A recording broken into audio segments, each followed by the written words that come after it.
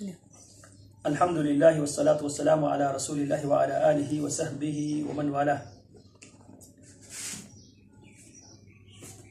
عن زید بن یسیع عن حذیفۃ ان ولیتموها ابا بکر فقوی امین. اب تک حدیث مقبول کی اقسام بیان ہوئی ہے، اب مردود کی اقسام کو سمجھ لینا چاہیے. کسی حدیث کی مردود اور ناقابل اعتبار ہونے کے دو سبب ہوتے ہیں، ایک ہے مقبول حدیث، ایک ہے مردود حدیث. مقبول حدیث سے مراد وہ حدیث جو عمل کے لیے قابل قبول ہے، حجت کے لیے قابل قبول ہے. مردود سے مراد وہ حدیث جو حدیث قابل حجت نہیں ہے. تو مردود جو اقسام کو بھی سمجھ لینا چاہیے. کسی حدیث کو مردود اور ناقابل اعتبار ہونے کے دو سبب ہوتے ہیں، یعنی سقط الراوی، سند سے راوی کو حذف کیا گیا ہو. پہلی چیز، سند سے راوی کو، سقط کا معنی کیا ہے؟ گرا دینا. ساقط، سقط سے مراد یعنی سند سے راوی حذف کیا گیا ہو. اگر کسی سند سے راوی حذف کیا جائے تو اسے سقط کہا جاتا ہے. اور دوسرا، راوی میں طعن. حدیث مردود ہونے کی کتنی قسمیں ہیں؟ دو قسم ہیں. حدیث مردود ہونے کے اعتبار سے اس کی کتنے اسباب ہیں؟ دو سبب ہیں. پہلا سبب، راوی کو حذف کیا گیا ہو، راوی کو درمیان سے نکال دیا گیا ہو. اور دوسرا سبب، راوی پر طعن کیا گیا ہو، یعنی راوی کو کذاب، دجال کہا گیا ہو. سقط من الاسناد سے ہے. سقط جو ہے نا اسناد سے. سقط کا تعلق کس سے ہے؟ سند سے ہے. سقط من الاسناد سے مراد سلسلہ اسناد میں انقطاع کا وقوع ہے. یعنی سقط سے مراد سند کے درمیان سے کسی کو نکالنا، سند منقطع ہونا، سند درمیان میں کٹ جانا. خواہ ایک سے زیادہ راوی گرانے سے ہو، ایک کو گرانے سے ہو یا ایک سے زیادہ گرانے سے ہو، عمدن ہو یا غیر عمدن، جان بوجھ کر راوی کو نکالا گیا ہو یا لا علمی میں راوی کو نکال دیا گیا ہو. سند کی شروع سے ہو یا آخر سے ہو. سند کی ابتدائی سند سے صحابی کو حذف کیا گیا ہو، یا آخری سند کے جو محدث کی استاد ہے اس کو حذف کیا گیا ہو. یعنی سند میں سے کسی راوی کو حذف کرنے کا نام کیا ہے؟ سقط ہے. یا درمیان سے ہو، شروع سے ہو، درمیان سے ہو، آخر سے ہو. اچھا، سقوط ظاہری ہو یا مخفی. جو سقوط ہے، جس کو گرایا گیا وہ ظاہری ہو یا مخفی ہو، اس میں کوئی حرج نہیں ہے. سارے کے سارے کو سقط کہا جاتا ہے. منقطع، اب ایک قسم ہے منقطع. ایک پہلے ہم نے پڑھا تھا سقط، اور دوسرا ہے منقطع. اگر ایک یا متعدد راوی متفرق مقامات سے چھوٹ گئے، ایک راوی یا متعدد راوی متعدد مقامات سے، مختلف طبقوں سے، اگر ایک راوی کو یا متعدد راوی کو مختلف طبقوں سے اگر ان کو نکال دیا گیا یا نکلا ہو تو اس حدیث کو منقطع کہتا ہے، یعنی کٹا ہوا حدیث، جس کی جو راوی ہے سلسلہ سند ہے. اب یہ ہے، یہ 1 2 3 یہ جڑا ہوا ہے. اب اس میں سے یہ کر دیا، کیا ہو گیا؟ ایک ختم ہو گیا. یہ کر دیا، 2 ختم ہو گیا. تو اسے کہا جاتا ہے منقطع. اس کی مثال، عن زید بن یسیع عن حذیفۃ. زید بن یسیع سے یہ مرفوع بیان کیا ہے، نبی علیہ الصلوۃ والسلام کی طرف منسوب. ان ولیتموها ابا بکر فقوی امین. اگر تم ابو بکر کو بناؤ گے امیر تو وہ طاقتور اور امین ہے. اس میں شریک نامی راوی ساقط ہے. اس حدیث میں شریک نامی جو راوی ہے اس سند سے ساقط کیا گیا ہے. اب اس حدیث کا حکم کیا ہے؟ علماء کا اتفاق ہے منقطع حدیث کیا ہے؟ ضعیف ہے. منقطع حدیث ضعیف ہے. مدلس، اب ایک ہے اس کی قسم میں سے کہ مدلس. مدلس منقطع کے ایک قسم مدلس ہے. منقطع ہی کی قسم کیا ہے؟ مدلس ہے. اس کی صورت یہ ہے کہ راوی اپنے شیخ کا نام نہ لے. آدمی شاگرد اپنے شیخ کا نام نہ لے، شیخ کے شیخ سے روایت کرے. شیخ کے استاد ہے، وہ اپنے استاد سے روایت کرنے کے بجائے استاد کو درمیان سے سکپ کر کے استاد کے استاد سے حدیث روایت کرے، اسے کہا جاتا ہے تدلیس. مدلس راوی جس نے اپنے استاد کو چھوڑ کر استاد کے استاد سے ڈائریکٹ حدیث کو بیان کیا، اسے کہتے ہیں مدلس. اس سے اوپر کا نام لے حالانکہ اس سے حدیث نہیں سنی، یعنی جس کا وہ نام لے رہا ہے اس سے اس نے حدیث نہیں سنی، اس سے اس کی ملاقات ثابت نہیں ہے، لیکن وہ ایسے آدمی سے حدیث بیان کرتا ہے جس کو نہ اس نے دیکھا ہے نہ اس نے حدیث سنا ہے، اور درمیان میں جو سورسز ہے، جو ذرائع ہے، اس کو وہ کیا کر دیتا ہے، سکپ کر دیتا ہے۔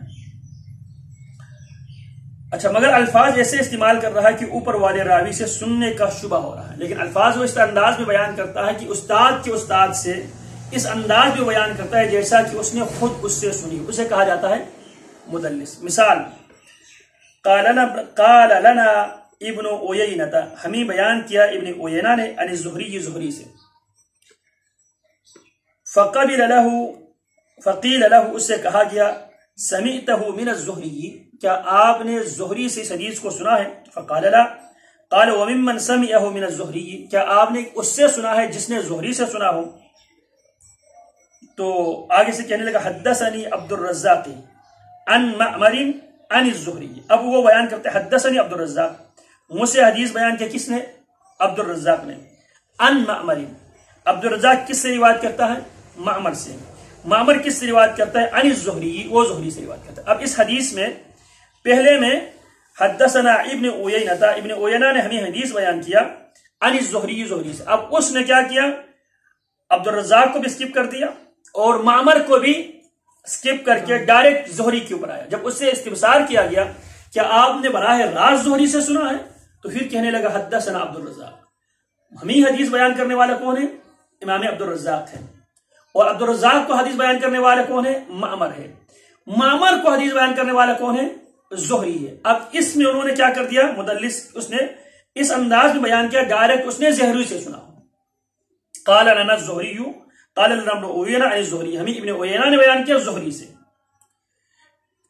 تو معلوم ہوا ابن عیینہ نے اس مثال میں اپنے اور زہری کے درمیان سے عبد الرزاق اور معمر دو راویوں کو کیا کر دیا؟ حذف کر دیا۔ اسے کیا کہا جاتا ہے؟ مدلس۔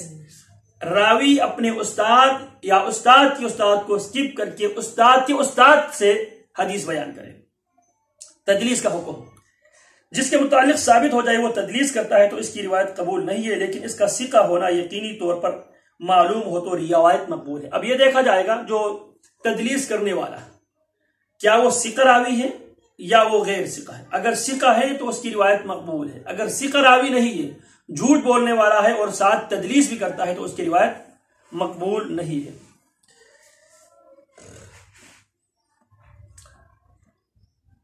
یہ رائے علی الاطلاق صحیح نہیں ہے، جیسے جس مدلس راوی ثقہ ہو اور حدثنی یا اخبرنی کی صیغے کے ساتھ بیان کرے تو یہ روایت مقبول ہوگی، ورنہ نہیں۔ راوی ثقہ ہو ایک اور وہ الفاظ استعمال کرے، حدثنی مجھے حدیث بیان کی، اخبرنی مجھے خبر دی، اس طرح کی صیغے کے ساتھ، بالجزم صیغے کے ساتھ اگر وہ اس حدیث کو بیان کرے وہ مقبول ہے۔ اگر وہ روی یا اس طرح کے الفاظ اگر استعمال کرے تو وہ حدیث اس کا مقبول نہیں ہوگی۔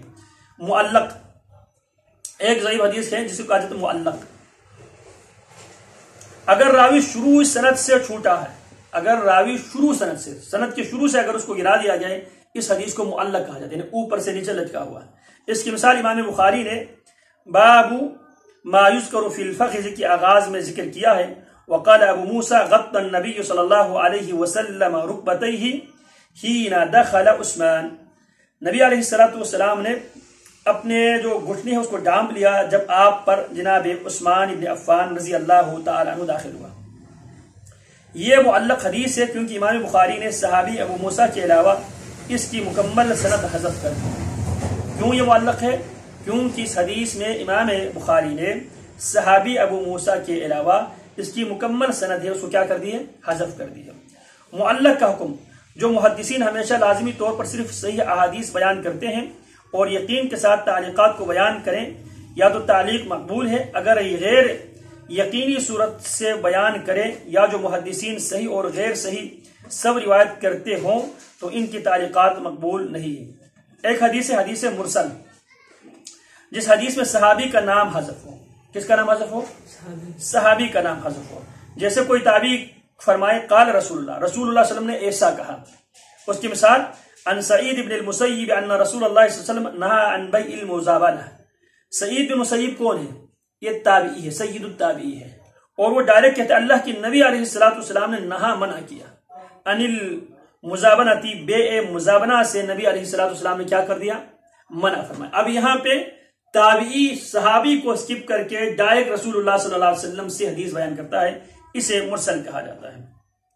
مرسل کا حکم، چونکہ تابعی ثقہ اور ثقہ دونوں طرح کے ہوتے ہیں، تابعی ثقہ بھی ہوتے ہیں اور غیر ثقہ بھی دونوں طرح کے ہوتے ہیں، اس لیے مرسل حدیث قابل غور رہتی ہے تو اس پہ آپ فوراً مقبول کے بھی فتویٰ نہیں لگائیں گے، مردود کے بھی فتویٰ نہیں لگائیں گے۔ کیوں؟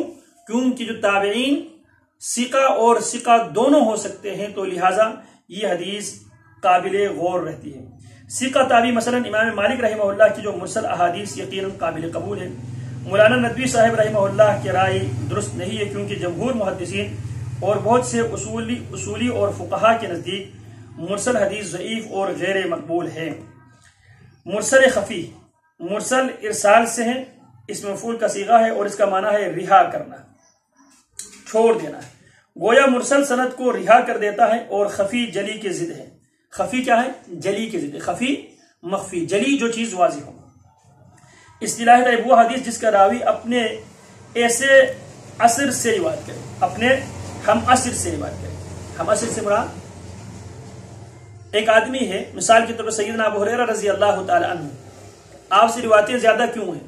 کیونکہ سیدنا ابو ہریرہ ایک تو رسول اللہ صلی اللہ علیہ وسلم سے خود بھی روایت کرتے تھے اور ساتھ ساتھ صحابہ کرام سے بھی روایت کرتے تھے۔ رسول اللہ کی حدیث خود بھی بیان کرتے تھے، اور جس حدیث کے موقع پہ وہ موجود نہیں ہوتے تھے تو صحابہ کرام سے بھی وہ روایت لیتے تھے۔ تو دوسری صحابی نبی علیہ حضرت ابو ہریرہ کے لیے کیا ہے؟ ہم اثر ہے۔ یہاں پر وہ حدیث جس کا راوی اپنے ایسے ہم اثر سے روایت کرے، مثال کے طور پہ ایک تابعی سے اس حدیث کو روایت کرتا ہے، ایک تابعی نے دوسرے تابعی سے سنا ہے، تابعی نے صحابی سے سنا ہے، دوسرے صحابی نے تابعی نے صحابی سے سنا ہے، تو آپ ایک تابعی دوسرے تابعی کے کیا ہے؟ ہم اثر، یعنی دونوں کا زمانہ ایک ہی ہے، جس سے اس کی ملاقات ثابت نہ ہو، یا ملاقات تو ثابت ہو لیکن جو حدیث بیان کر رہا ہے وہ اس سے نہیں ہے۔ یعنی اب اس کی یہ ہے کہ یا تو ایسے ہم اثر سے وہ حدیث بیان کرتا ہے جس سے اس کی ملاقات ثابت نہیں ہے، یا اس سے ملاقات تو ثابت ہے لیکن جو حدیث وہ بیان کر رہا ہے وہ حدیث اس ہم اثر سے اس نے لیا ہے، سنا ہے یا نہیں سنا، یہ ثابت نہیں ہے۔ تاہم وہ ایسے الفاظ بولتا ہے جس میں سماع اور عدم سماع کا احتمال ہو، جیسے قالا و ذکر وغیرہ، یا اگر وہ کہتا ہے وہ اس نے اس طرح کہا یا اس طرح بیان کیا گیا، اس طرح کا صیغہ استعمال کرتا ہے۔ مثال کے طور پہ عمر ابن عبد العزیز ان عقبۃ بن عامر مرفوع بیان کرتے ہیں، رحم اللہ حارس الحرسی، اللہ رحم فرمائے اسلام کے چوکیداروں کے پہرے داری کرنے والے پر۔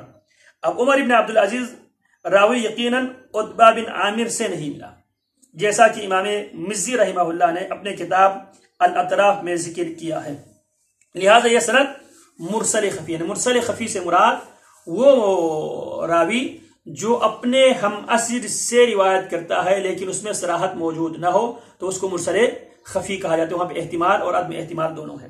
معضل، جس حدیث کے سند میں دو یا دو سے زائد راوی ایک ہی مقام سے چھوٹ گیا، معضل اس حدیث کو کہا جاتا ہے جس میں دو راوی تسلسل کے ساتھ گرایا گیا ہو، اس کو معضل کہتے ہیں۔ مثال سیدنا ابو ہریرہ رضی اللہ عنہ فرماتے ہیں کہ رسول اللہ صلی اللہ علیہ وسلم نے فرمایا للمملوک طعامہ وکسوتہ بالمعروف ولا یکلف من العمل الا ما یطیق، للمملوکی غلام کو معروف کے مطابق کھانا کھلانا اور لباس پہن دینا چاہیے، اور اس سے اس کی طاقت کے مطابق کام لینا چاہیے۔ یہ حدیث معضل ہے کیونکہ اس کی سند میں امام مالک اور سیدنا ابو ہریرہ رضی اللہ تعالی عنہما کے درمیان دو راوی، ایک محمد بن اجلان اور اس کے والد اجلان حذف ہے۔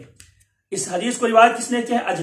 اجلان نے روایت کیا ابو ہریرہ سے، اور اجلان سے روایت کیا محمد بن اجلان نے، جبکہ امام مالک نے کیا کہا؟ ان ابی ہریرہ، جناب ابو ہریرہ رضی اللہ تعالی عنہ سے روایت ہے للمملوک طعامہ وکسوتہ بالمعروف ولا یکلف من العمل الا ما یطیق، معرفۃ علوم الحدیث للحاکم۔ اب اس حدیث میں امام راوی نے مسلسل دو راویوں کو، ایک محمد بن اجلان اور ایک اس کا باپ اجلان، ان دو راویوں کو سکپ کر کے ڈائریکٹ جناب ابو ہریرہ رضی اللہ تعالی عنہ سے اس حدیث کو روایت کیا ہے، تو لہٰذا یہ حدیث کیا ہے؟ معضل ہے۔ معضل سے مراد کون سا حدیث؟ جس حدیث میں پے در پے دو راویوں کو گرایا گیا ہو۔ اچھا، ان مالک ان محمد بن اجلان عن ابیہ عن ابی ہریرہ، اب یہ کیسے پتہ چلا؟ ان مالک، مالک سے روایت ہے، ان محمد بن عجلان، مالک روایت کرتے ہیں کس سے؟ محمد بن عجلان سے، ان ابی، محمد بن عجلان اپنے باپ سے روایت کرتا ہے، ان ابی ہریرہ، اور عجلان جناب ابو ہریرہ رضی اللہ تعالی عنہ سے روایت کرتا ہے۔ تو لہٰذا آج ہم نے پڑھا ہے ایک ہے سقط، سقط سے مراد سند سے راوی حذف ہو گیا ہو، منقطع ایک یا متعدد راوی متفرق مقامات سے، مختلف جگہوں سے اس کو گرا دیا گیا ہو۔ اچھا، ایک ہے مدلس جس میں راوی جان بوجھ کے اپنے استاد کو حذف کر دے، اور ایک ہے جی معلق، اگر حدیث کی شروع سند سے اگر کوئی راوی گرا دیا گیا ہو یا نکال دیا گیا ہو یا حذف کر دیا اس کو معلق کہتے ہیں۔ حدیث کی شروع سے، مثال کے طور پر میں حدیث بیان کرتا ہوں، یہ حدیث کی شروع ہے، اور ایک ہے مرسل یا حدیث کی آخر سے، یعنی صحابی کو، تابعی صحابی کو اسکپ کرے اسے کیا کہتے ہیں؟ مرسل۔ حدیث کی شروع سے اگر محدث کسی راوی کو اسکپ کرے تو اس کو کہتا ہے معلق۔ حدیث کی آخر میں اگر تابعی صحابی کو اسکپ کرے اسے کیا کہا جاتا ہے؟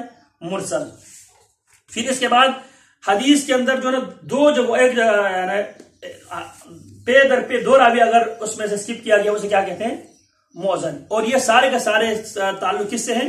سند سے ہیں۔ اب ضعیف کی ہم نے دو اسباب ذکر کیے تھے، ایک مردود ہونے کے، مردود حدیث کے دو اسباب ذکر کیے تھے، ایک راوی میں اور دوسرا سند میں۔